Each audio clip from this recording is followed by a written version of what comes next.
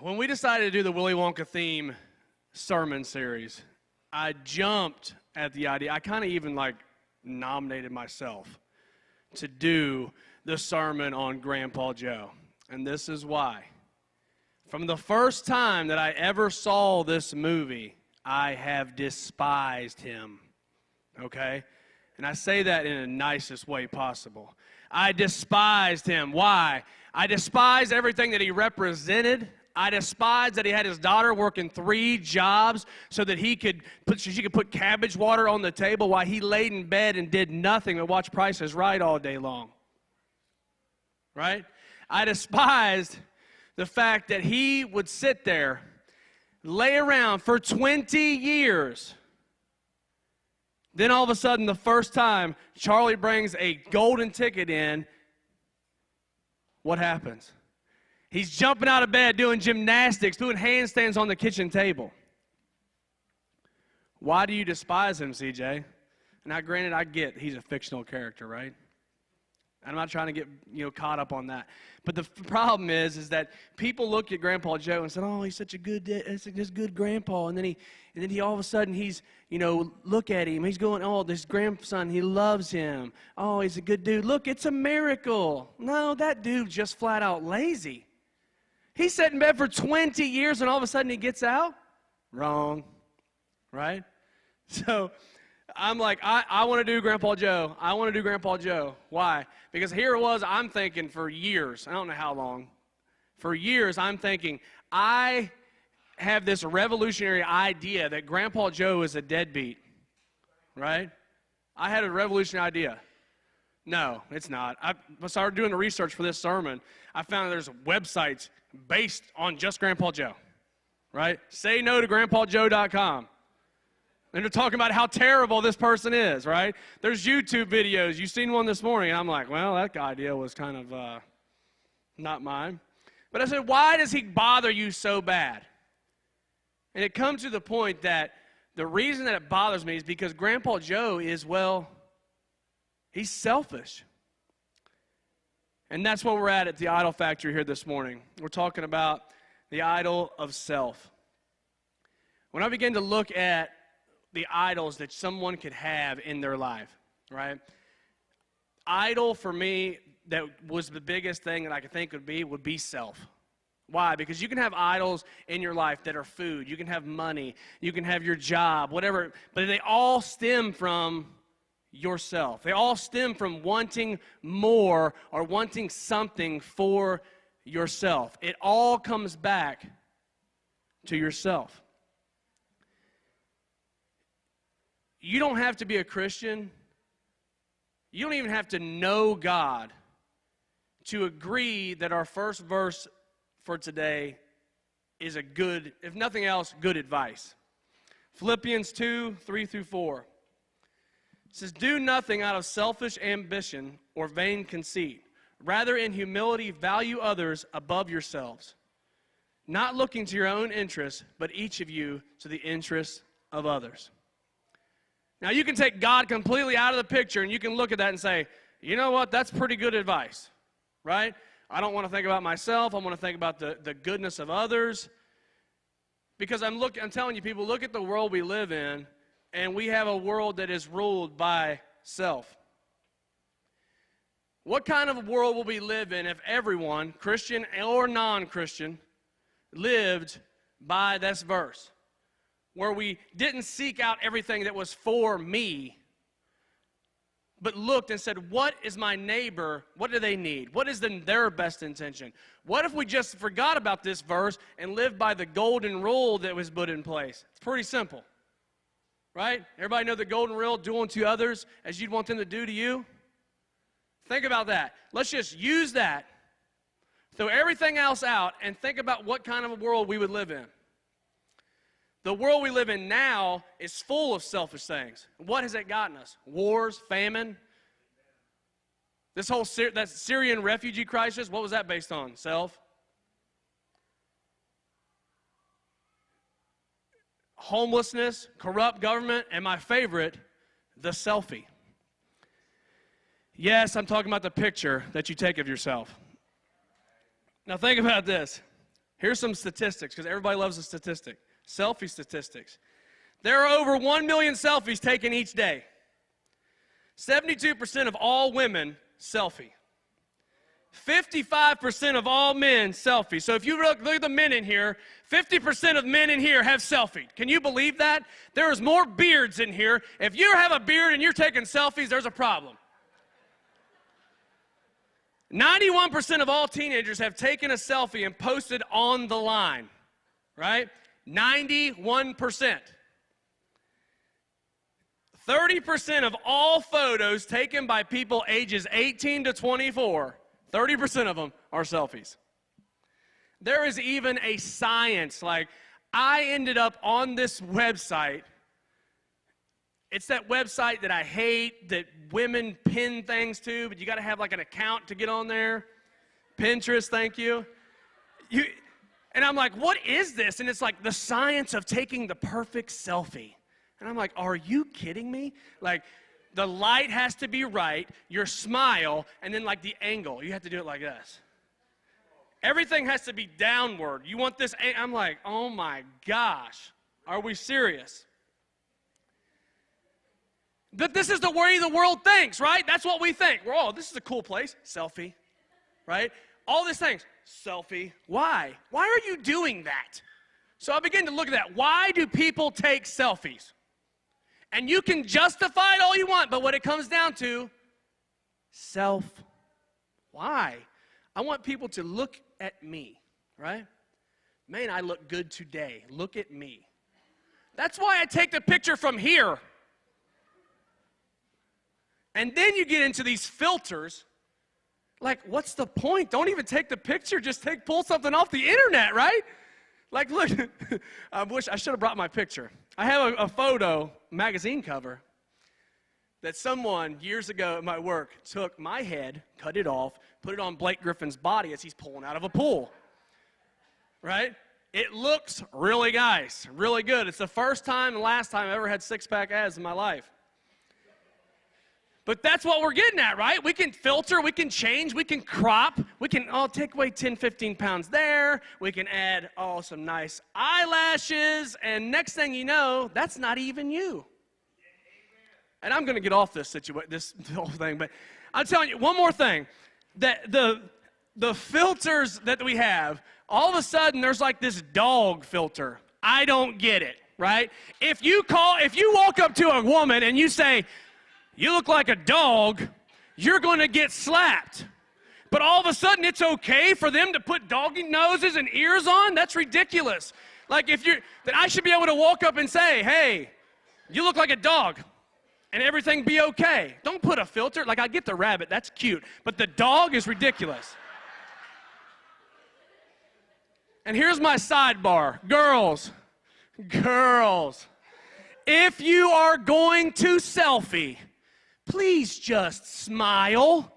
No one wants to see those puckered lips, okay? There are dudes out there that are thinking, I have literally seen 100 photos of this chick, and I don't even know if she's got teeth.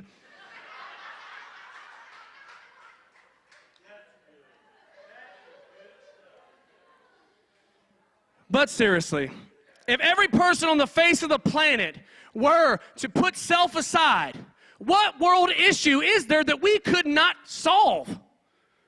Do you really think that if every person living on the face of the planet was to put themselves aside, there would be someone who did not have clean drinking water, or there would be any homeless person whatsoever?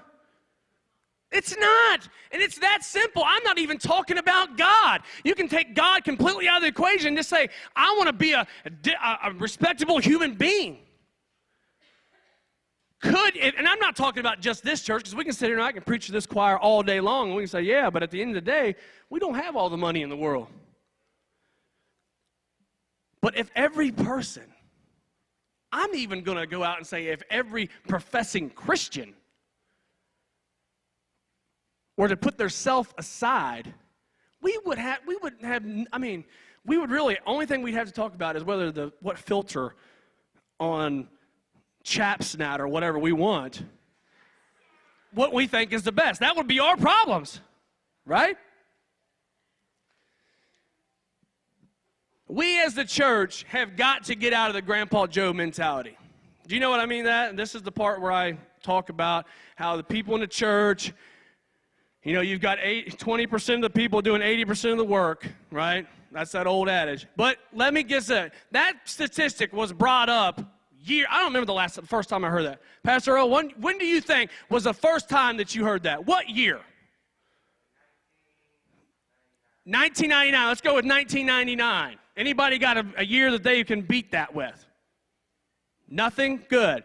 So let's just say 20 years. Let's round it up. In 20 years, they were saying that 20 years ago. And today, guess what they're still doing? Saying the same daggone thing. Why? It's because the churches, not just this church, but all churches in general, are full of Grandpa Joes. Why do you say that? Well, it's hard truth, but it is what it is. It is the truth. Do you realize that bigger churches have to pay their people to get things done? They're called staff. That's why we have staff. Why? Because if we don't pay them, they won't show up. It's not paying them because we could use that money for a lot of other things. But if we don't pay people, they won't show up. And we are blessed here, I'm telling you, at least from the band side of it, where we have a great group, a great team where, we can rely on. But that isn't always the case. I know we sent some of our guys to a big church, a monster church.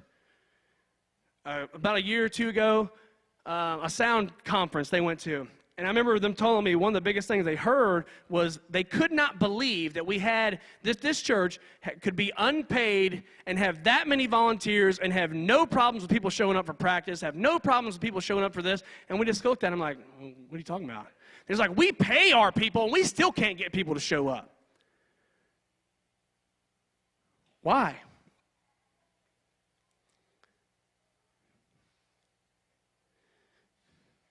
There's a reason that ministry is hard, right? More times than not, it's because you have one person trying to do the work for 4 people who are laying in bedridden for 20 years. A lot of people came in here today with a me mindset, me mentality. And, maybe it's not your fault. Maybe it's the world. Maybe it's the world we live in. But at the end of the day, if you look in the mirror, and we can really say, every one of us have a lot of me. Everything that we do is based off what I want to do. Everything that we, our whole world revolves around is me. I believe, now this could just me, I believe that the me mentality is what keeps most people from a relationship with Jesus Christ. I believe that the majority of the people living in our region believe in God. I believe that. Now, granted, this is not statistical. This is all me. I even believe that majority of the people living in our region not only believe in God, they believe that Jesus Christ died on the cross for their sins. And I also believe that they know they should be baptized. I believe it. They've seen it. You grow up in a county that has 80 churches for 15,000 people, you've met a church, right? You've seen, you've heard. You don't grow up in the Bible Belt and not have heard. So I mean to think, why? What is it? Well, it's the me. Why? Because I believe that even knowing that they know that if I come into a relationship with Christ, it is going to have to change something in my life. And me got plans, right? Me got plans I don't want to change.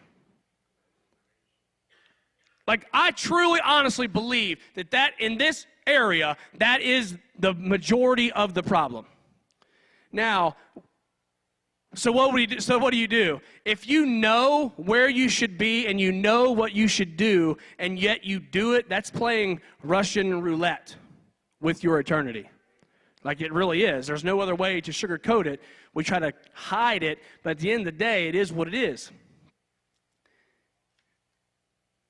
The problem is, and this is something I was thinking about when I was sitting back there, I begin to think every person that comes into this place has come from a different background, right? They've been to different churches. They've seen different ministers. They've been through different leaderships. They've all these things. And I begin to think, man, this might be something that we should probably, maybe talk to people as they come in. Because I would really like to know how much garbage they believe. How much garbage have you been told? How much legalistic bull has full in your mind?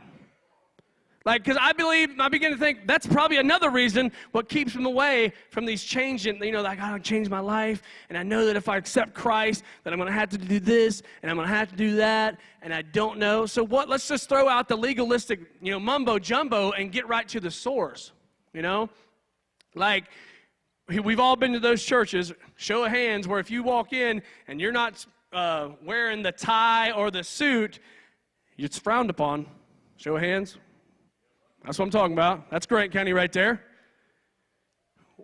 Show of hands if you've been into a church where if I am preaching from the pulpit dressed as I am right now, they're going to ask me to leave. Yes, that's what I'm talking about. Let's see. Show of hands that you've been into a church and they said, you've now a Christian, you cannot drink a drip of alcohol anymore. That's what I'm talking about. And you could go on and on and on the list of the legalistic mumbo jumbo. But I'm going to tell you right now, God could really care less that I am standing up here in front of you with a flat bill hat. You know that rule that you're thinking of? We made it up. The rule about, prayer. What? That is not it. What is that? That's not in the Bible. We made it up. And that's just an example. But we get all this stuff, and so I'm looking on the outside thinking, if I come in to one, there's this relationship with Christ, and I've got my head full of this stuff that they said you had to do, all this list of rules on top of what I know that God is really going to change in my life, that's a lot of stuff. That's a lot of stuff, and maybe I'm not so interested in that.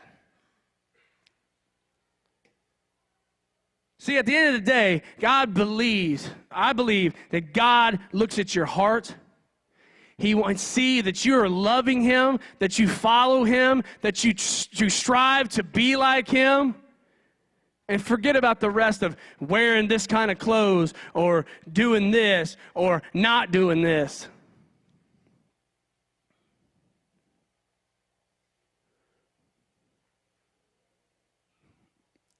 I can sit up here and talk to you all day long about stuff that I kind of know, maybe know, don't really know.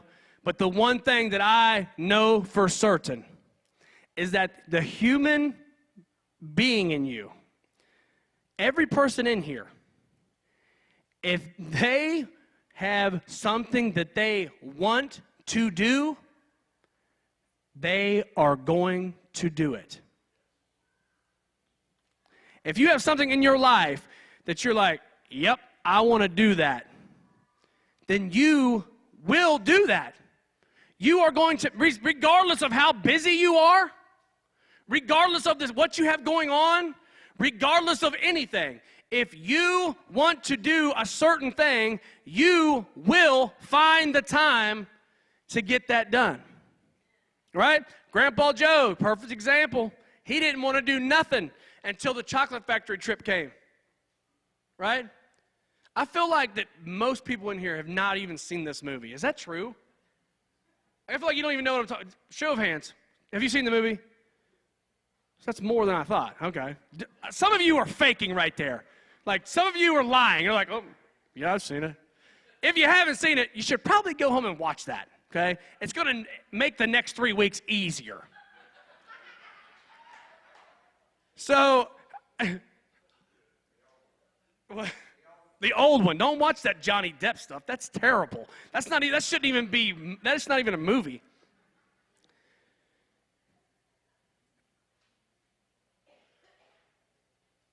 So what do? He's sitting in bed for 20 years, and all of a sudden, here comes the ticket, and he's singing, "Look at me," right? "I've got a golden ticket. Watch me, Charlie." And he's running around. I can't stand him.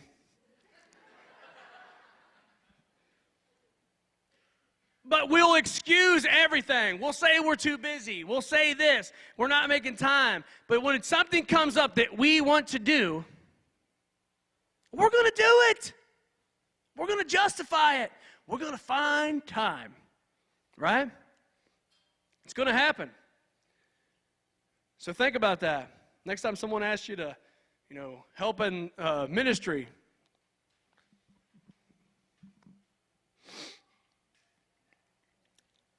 now, so that I'm going to just jump away from the whole church thing about being, because I could beat that dead horse over and over and over, but I'm not going to, right?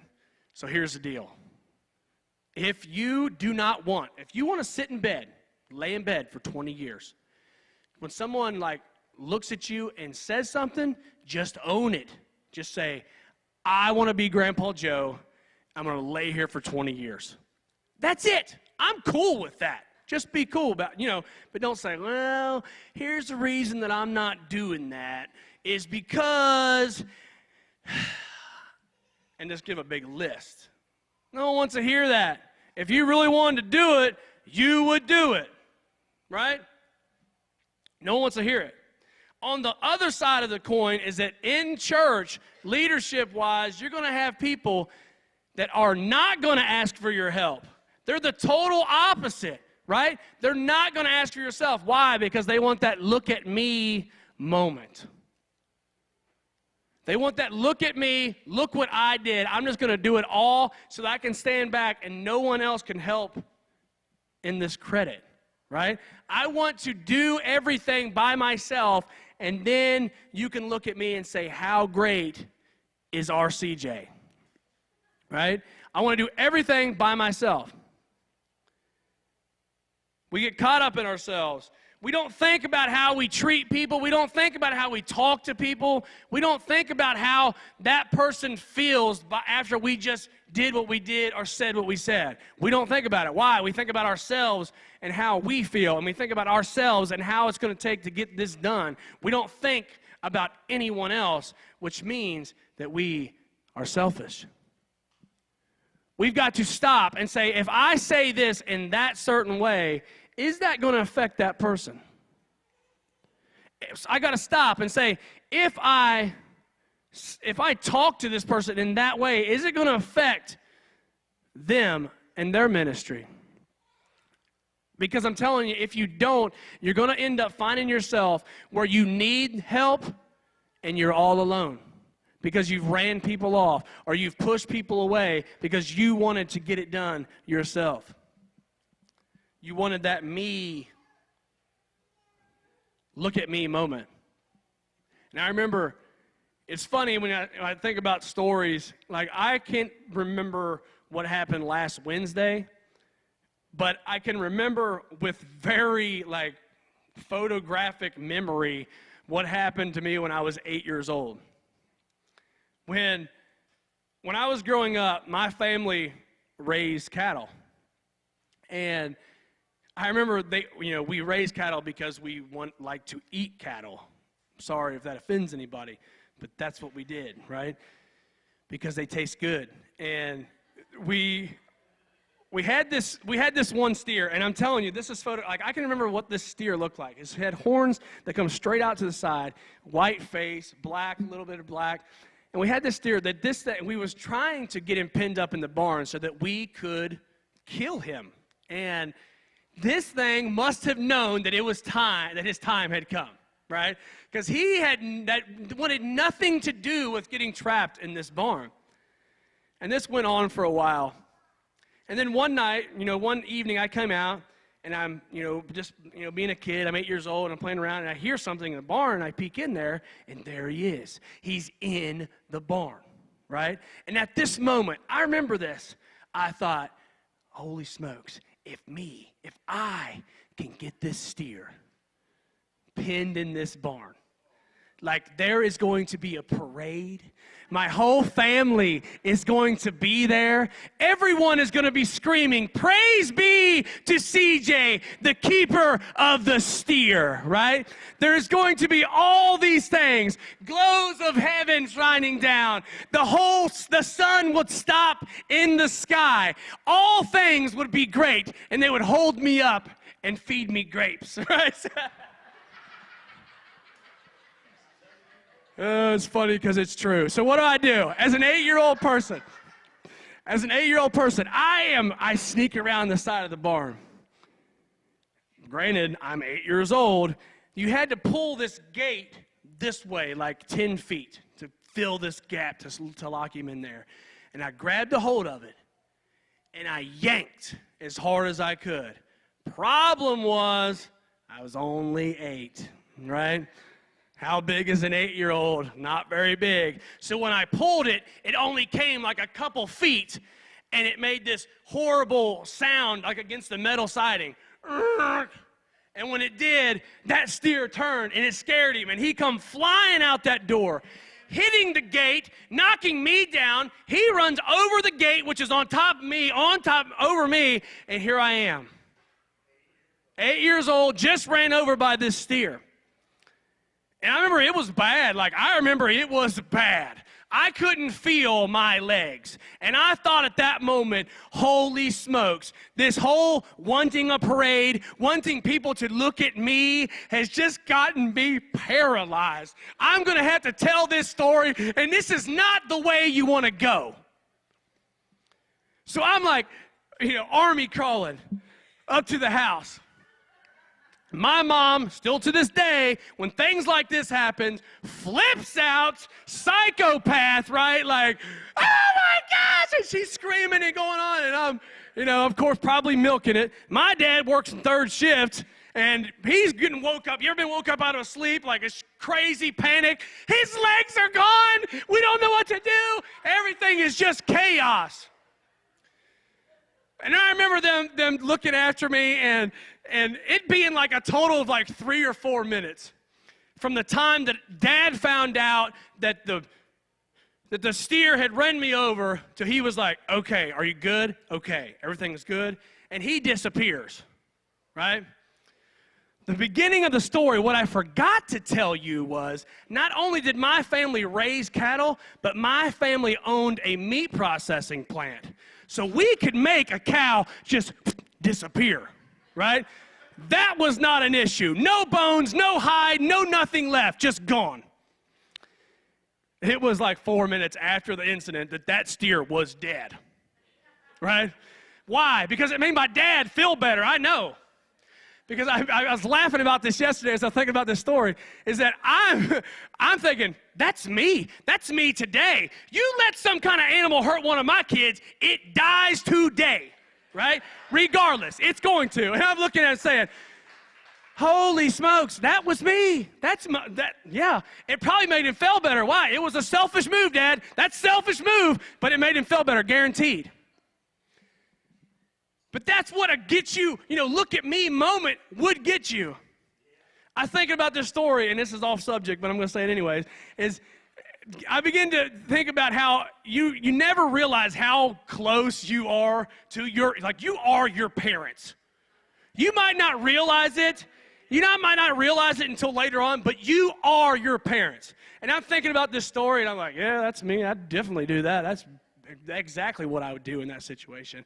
And then my oldest is like now 10, and it's like someone flipped the light switch where she doesn't want to be home ever. Like she wants to go and be with her cousins, and she wants to go do this and I'm like, the other night she comes in and she's like, "Can I go to my Granny Sandy's?" And I'm like, "No." And she's like, "Seriously?" And I'm like, "No." And she's like, "Why?" And I'm like, "Because I want you to be home." Right? And I said to her something. I said, there's no problem. Like, there's not a problem with you being home every once in a while and staying with your family. Like, you don't have to be running around all the time. And it was like one of those movie things where someone flashbacks. And I'm like, what was, like, And then I hear my dad's voice saying the same exact thing to me. And I'm like, oh, you are your dad. You are. And I remember thinking, it's funny because I remember saying, dude, what's the problem? Like, he doesn't care if I'm home or not. Let's just, let me go. And I'm thinking, yeah, here we go, right? It's only going to get worse.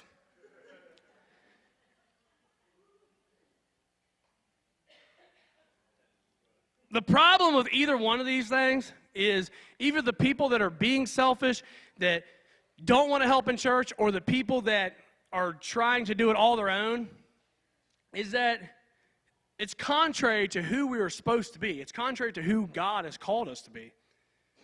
Christians are to be like Christ and to live like Christ. Brings us to our next verse. Philippians 2, 5 through 8. Now, I love this set of scripture.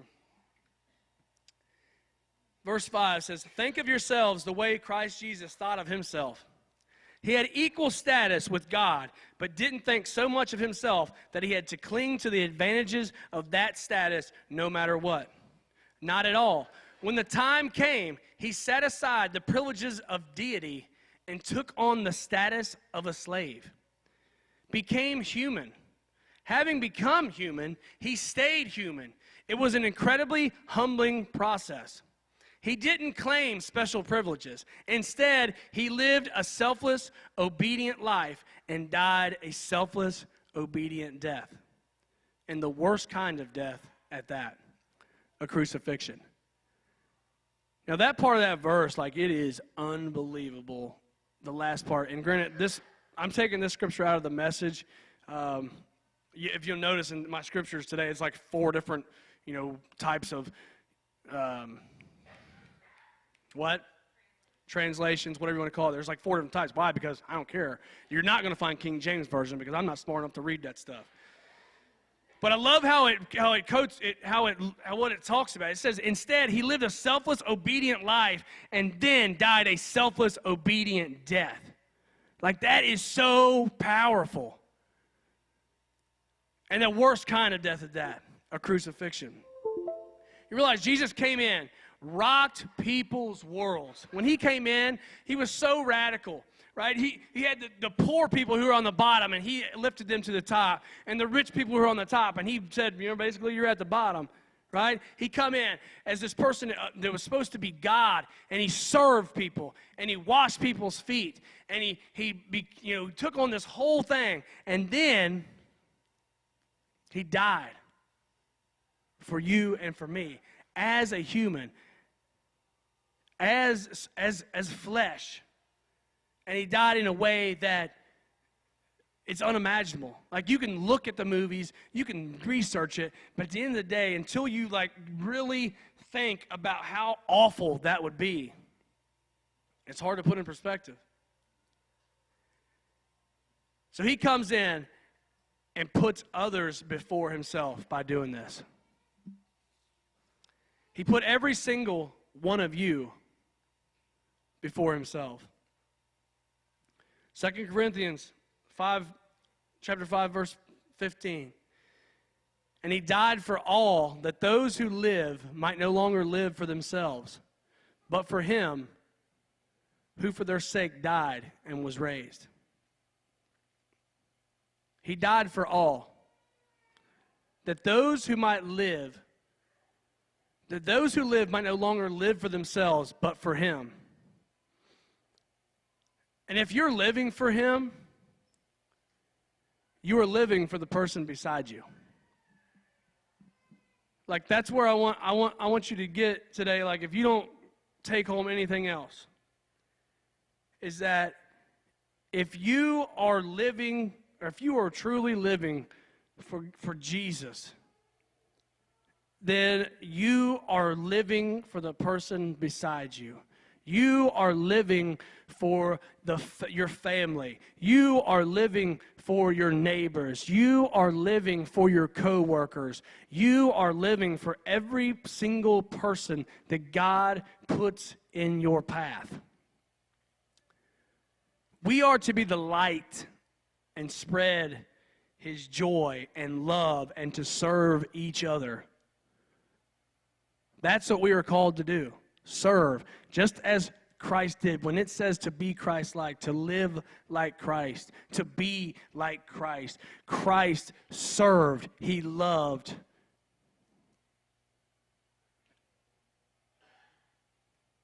Ephesians 5:21 says, submitting to one another out of reverence for Christ. Submitting. That's a powerful word. Submit.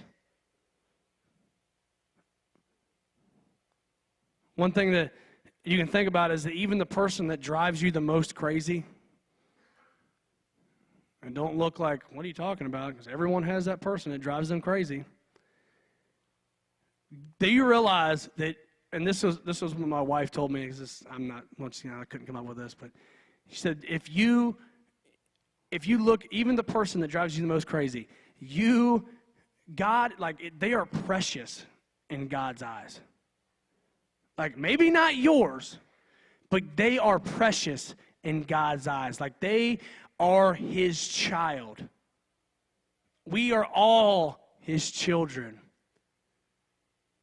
And they are precious. Submitting to one another. Think about it. If you're in here and you know Jesus, you know what a wonderful relationship that is. You know what the joys come from that relationship. You knew that you needed a Savior when you accepted him. You should want the same things for your family, for your coworkers, for all those people that God has put in your path. You should want. That's what the difference between being self and not. Self is taking this great information that we know, bottling it up, and never sharing or showing anyone else. Because why? Because I'm taken care of. That's all I really care about. We should be screaming at the mountaintops to the people that we should be that annoying person, the person that they don't even want to talk to, or they see coming and say, I know what he's going to talk about, right? We should be that person because why? Whatever it takes for them to hear what you have to say, for them to spread that joy, to be that person. Because why? Because it is a matter of life and death. It is important. It is important that they hear. Be annoying. Or that mean or mom, dad who makes their kids go to church, right? I'll take that. Be the mean guy. Because you know that it matters. Listen, if you want to be selfish,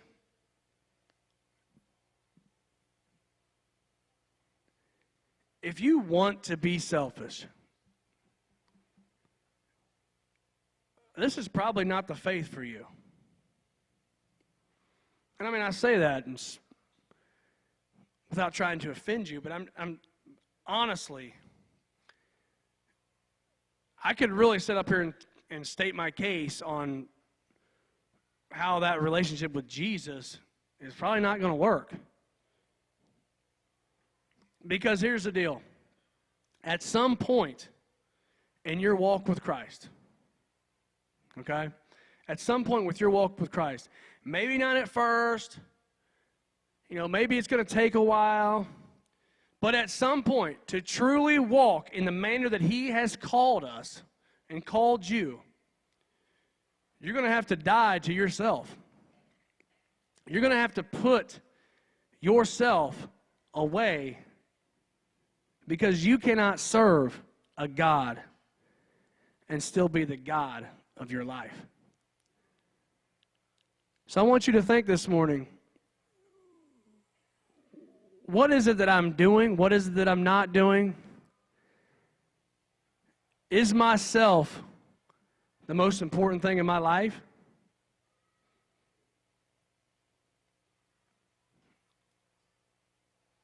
What is it that I can do? Because granted, here's the deal. I'm not talking about a perfect light switch where you flip it off and all of a sudden you are, selling everything you have and moving across into a foreign country and doing that. And that's all great and everything. But I'm saying I'm not talking about the perfect light switch. I'm talking about maximizing Christ and minimizing self. Not completely deleting yourself, but minimizing it, right? taking baby steps to make life better for you, your family, the coworkers, all those people that are put in your path. The farther away from ourselves that we get, the closer we become to God. And that's where I want to be. And I hope that this morning that's where you want to be.